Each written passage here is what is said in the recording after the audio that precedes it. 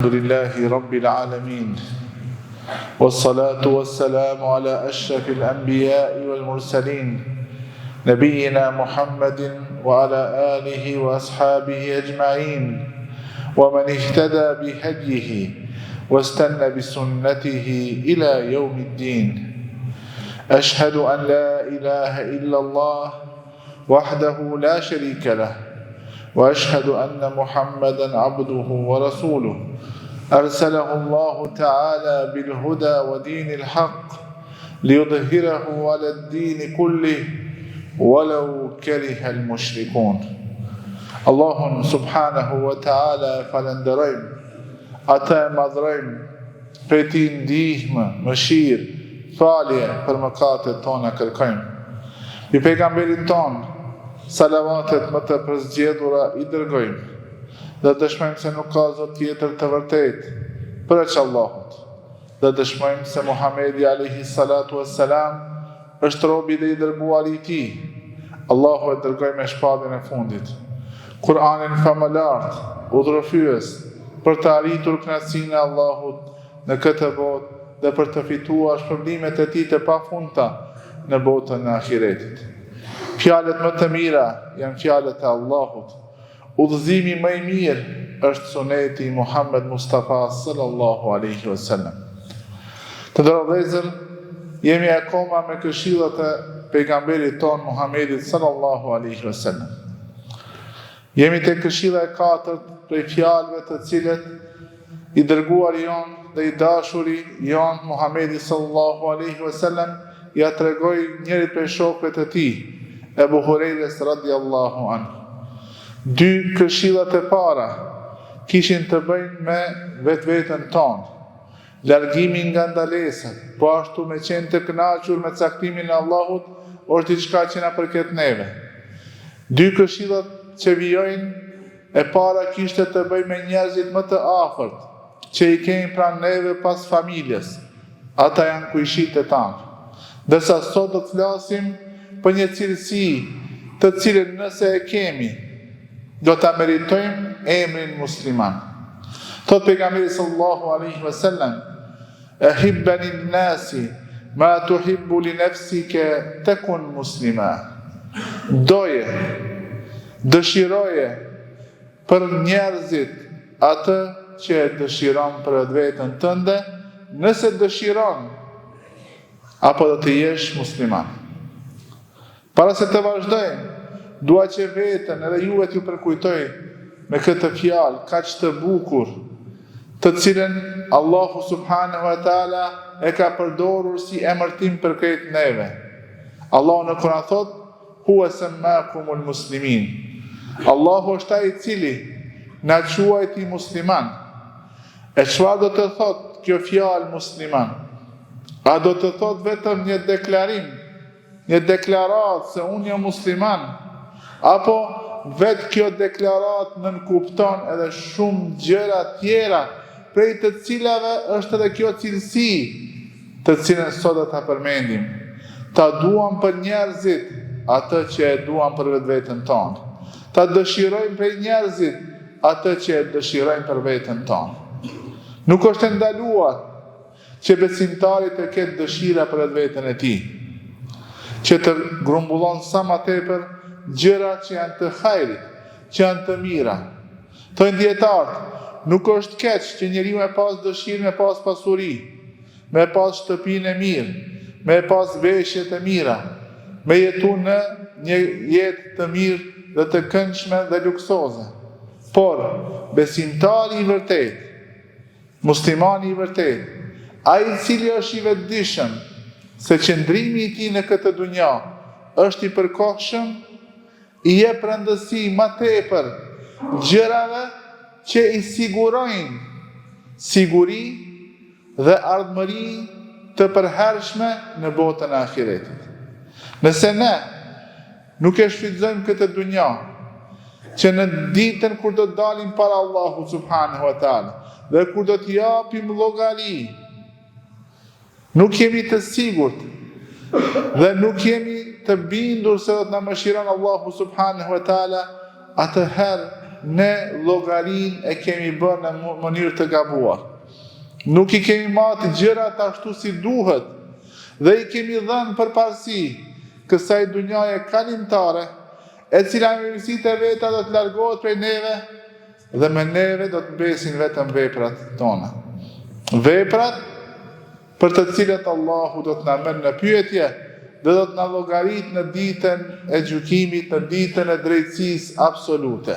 Në atë ditë Allahu thot: La dhulma al-yawm, s'ka pa drejtësi sot. Harrojni pa drejtësinë. Harrojni mundësinë që me bo diçka për me lehtësu vetveten. Do shta bëj diçka, Allahu më shiron. Jo. Atë që është dashje ta bësh, që Allahu me të mëshiru, është në këtë dunja. Prandaj dëshirat e besimtarit nuk është ndaluar që t'i ketë për këtë dunja, por është e preferuar dhe më e mirë që dëshirat e tij të janë për gjëra që e afrojnë pranë Allahu subhanahu wa taala, që të ketë sa më tepër vepra të mira në konton e tij, që të largohet sa më tepër prej mëkateve dhe prej gjërave të këqija, që të jetë njeri që dallohet me imanin e tij. Imani nuk është vetëm fjalë, është fjalë, bindje, besim edhe vepër. Po ashtu të ketë moral të mirë, edukat të mirë.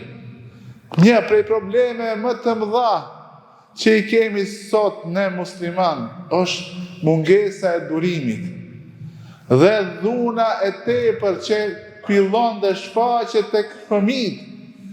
Në shkollë fillore shohim aq shumë dhunë, aq shumë arrogancë, aq mungesë të madhe të edukatës, tërbijes, saqë frigohemi se çfarë do të ndodhë me ato fëmijë kur triten.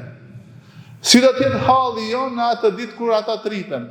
Prandaj dëshira e besimtarit për vetën e tij është që të ketë sa më tepër vepra të mira, edukat të mirë, dhe tërbije të mirë dhe iman të sinqert që ta shton atë konton e veprave të mira dhe të jetë larg prej dënimit të Allahu subhanahu wa taala. Këtë që e dëshiron për veten e tij, ai dëshiron edhe për vllahun e tij musliman. Thot pejgamberi sallallahu alaihi wasallam, thot la yu'minu ahadukum hatta yuhibba li akhihi ma yuhibbuhu li nafsihi.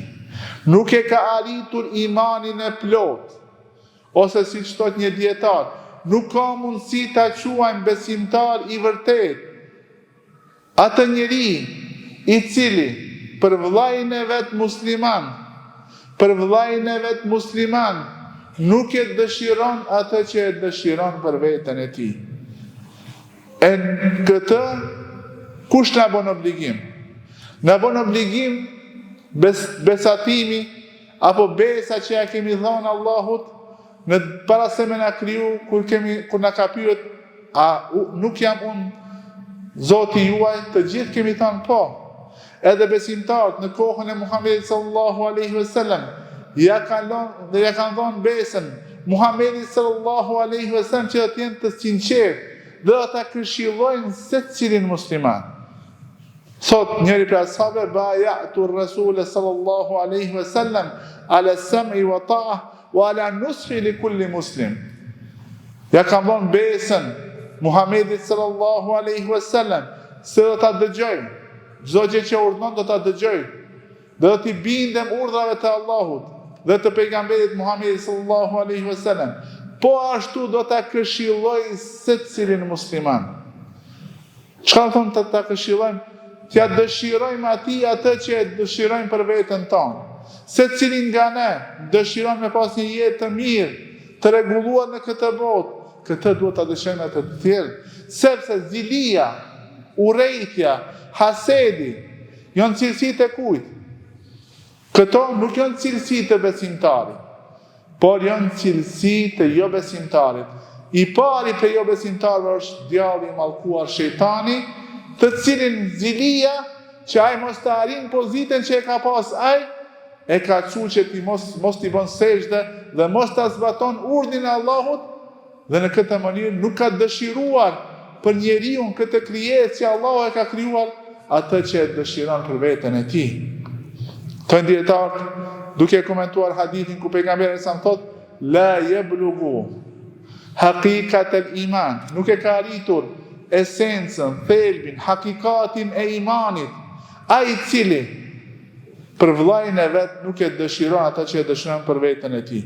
Sepse një besimtar i cili e meriton emërtimin musliman është ai i cili e dëshiron për veten një pozitë të lartë dhe afër Allahut, dhe këtë e dëshiron edhe për tjerë.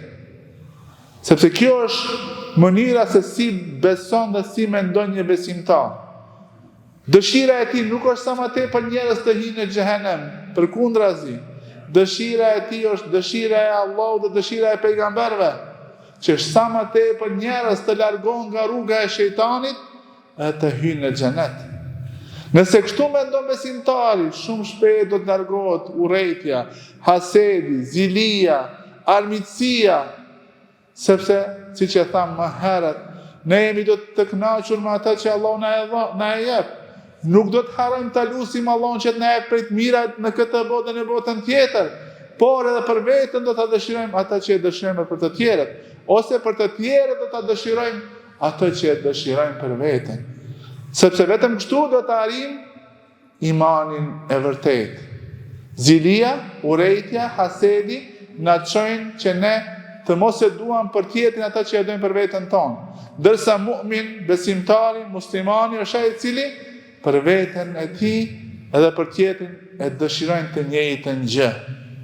Dhe nuk është ndaluar që për vete me dëshiru diçka më tepër prej mirësive të kësaj dunjaje, por ato mirësi nuk duhet të bëhen shkak për mendjemallësi. Një ditë një prej ashabëve i tha Muhamedit sallallahu alaihi wasallam, unë dua që t'i kem teshat që nuk i ka askush, t'i kem sandallet apo kpucat që nuk i ka askush. Pejgamberi çka i tha? Nëse kjo dëshira jote nuk të bën që ti nënshmojsh tjerët, nuk të bën që ti nënshmojsh tjerët, edhe nuk të bën që ta refuzosh të vërtetën. Kur të vjen e vërteta ti ta refuzosh, atëherë është në rregull. Është dëshirë e cila hyn në atë lutje që ne shpesh e përsërisim, Rabbena atina fid dunya hasana. O Allah, na jep në këtë dunja hasana, të mira. Prandaj besimtari nuk e privon vetveten prej mirësive të kësaj dunjaje. Këto bukuri në këtë dunja Allahu i ka krijuar enka special për besimtarët, por nuk dua të t'i privon edhe të tjerët. Pse mos me pas atë dëshire për të tjerët? Ne shpesh e kemi përsërit hadithin ku pejgamberi sallallahu alaihi wasallam thot, nëse një njeri bën dua për vllaun e vet musliman, kush thot amin? Meleku thot amin, edhe për ty qoftë e njëjta. Që do me thonë, kur ti e dëshiron do një të mirë për vllaun ton, realisht je duke forcuar atë edhe për veten tënde. Por Allahu subhanahu wa taala është i gjithdijshmi, i plot fuqishmi, ai të cilit i takon urtësia e plot dhe ai din se si i ka caktuar gjërat në këtë botën e botën tjetër. Dhe si përfundim, dua ta cekja një hadith të Muhamedit sallallahu alaihi wasallam, në të cilin ai thot, kush dëshiron të largohet nga zjarri i xhehenemit dhe dëshiron të hyjë në xhenet, zuhziha anin nar wa udkhila al-janna. Kjo është qëllimi i përfundimtar i besimtarit, me shpëtu nga xhenemi dhe me hyrë në xhenet. Falyati maniyatahu, dhe të mos e lejon vetvetes që vdekja t'i vjen e ai nuk beson as Allahun as në ditën e gjykimit. Do të thonë mundohet që vdekja të vjen në momentet kur ai e shpreh fuqimisht besimin në Allahun në ditën e gjykimit. Pastaj thot, dhe le të sillet ndaj të tjerëve ashtu si dëshiron që ata të sillen ndaj tij. A dëshiron me shpëtu nga zjarri i xhenemit në xhenet? Sillu ndaj të tjerëve ashtu si ti dëshiron që ata të sillen ndaj teje. Kjo është sekreti i suksesit, sekreti i raporteve të mira në këtë botë dhe sekreti i shpëtimit prej zjarrit të xhenemit dhe hyrjes në xhenet. Allahu na lut që të na mëshiron, që të na udhëzon. Aqulu qawli hadha wastaghfirullaha li wa lakum fastaghfiruhu innahu huwal ghafurur rahim.